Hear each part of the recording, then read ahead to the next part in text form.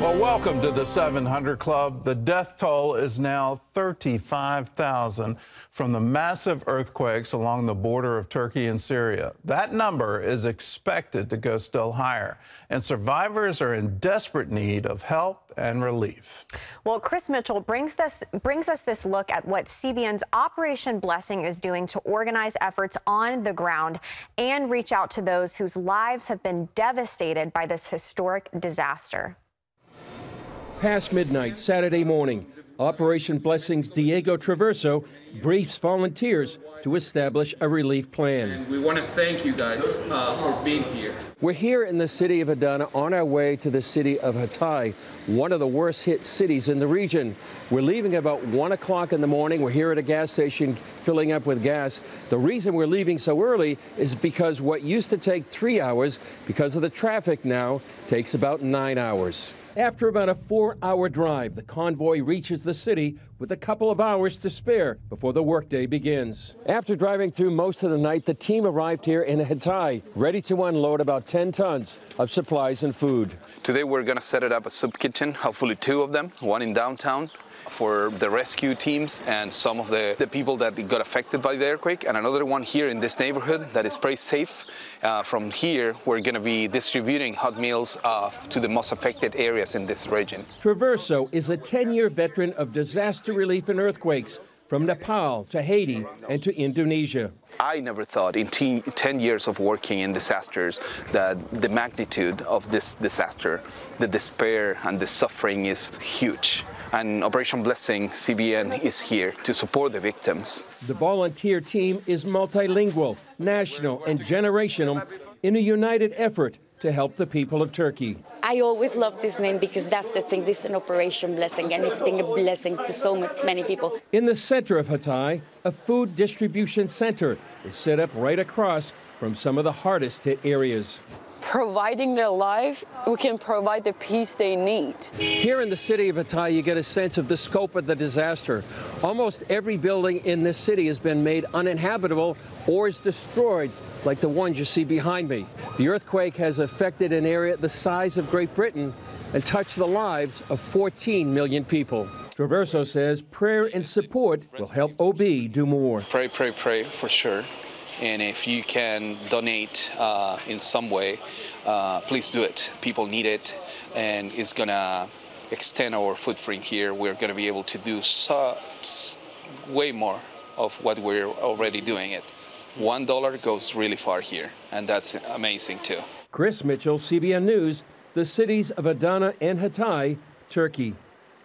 Operation Blessing is mobilizing teams from around the world to go and assist. We're waiting on our visas for the Philippine disaster relief team to come in. Indonesia is being mobilized, U.S., Mexico, Great Britain, Germany. We're mobilizing everything we can in order to help these people in need. Millions are in need in the wake of these 2 devastating earthquakes, and we want to be there to let them know that we love them, God loves them, and we want to care for them in their time of need. If you want to be a part of it, all you have to do is pick up the phone and call us, 1-800-700-7000. Just say, I want to give to the Operation Blessing Disaster Relief Fund. You can also write to us at CBN Center, Virginia Beach, Virginia, 23463. Just put Disaster Relief Fund in the memo line of a check. You can text to give, OBDR, to 71777, and a giving page will come up on your smartphone. Or you can go to cbn.com. Either way, do it now and say, yes, I want to be a part of helping people. In other news, another deadly attack in Jerusalem is raising calls for a police operation against terrorists. Ephraim Graham has that story from the CBN newsroom. Ephraim? Gordon, the calls come after a terrorist slammed his vehicle into a bus stop at a high rate of speed, killing 3 people, including 2 young brothers, in a strike against civilians. Now Israeli leaders are promising action. CBN Middle East correspondent Julie Stahl brings us the story from Jerusalem. Israeli Prime Minister Benjamin Netanyahu pointed to the difference between Israel and its enemies in the weekly cabinet meeting. Our enemies murder young children in Jerusalem and celebrate their murder while we're rescuing young children in Turkey and praising their rescue. On Friday, a Jerusalem resident rammed his car into a bus stop, killing two brothers aged 6 and 8, a 20-year-old man, and wounding 5 others. An off-duty policeman shot and killed the terrorist, a 31-year-old Jerusalem resident. This is the latest in a number of attacks in and around Jerusalem carried out by Jerusalem residents. Israel's National Security Minister Itamar Ben-Gvir has sparked controversy by calling for police raids and other measures against Palestinian residents of eastern Jerusalem. First of all, I'd like to thank the Prime Minister for adopting my policy. First, to seal the house as soon as possible, and second, instructing the police to set up checkpoints around Israel and to stop and check every vehicle one by one. I wanted to set a full blockade, but there is a judicial question here around it, and we will discuss it. Tensions remain high following the January 27th attack outside a synagogue that killed 7. Following Friday's attack, police arrested relatives and the landlord of the terrorist for questioning. Netanyahu predicts the Knesset will pass a proposal this week to revoke the citizenship of terrorists and expel them. The appropriate response to terror is to pound it with force and further deepen our roots in our land. Therefore, the cabinet will convene today to prepare for an even broader operation against the perpetrators of terrorism and their supporters in East Jerusalem and Judea and Samaria, while avoiding as much as possible harming those uninvolved. Later, in response to the Jerusalem terror attacks, the Security Cabinet authorized 9 existing settlements in Judea and Samaria, giving them full rights as Israeli communities. Julie Stahl, CBN News, Jerusalem. Here at home, U.S. fighter jets shot down another unidentified flying object over the weekend. This one is over Lake Huron Sunday. It is the 4th flying object to be shot down over North American airspace in just 8 days. The Pentagon says they are still trying to determine what the objects are and what they're doing. CBN's Wendy Griffith has this story.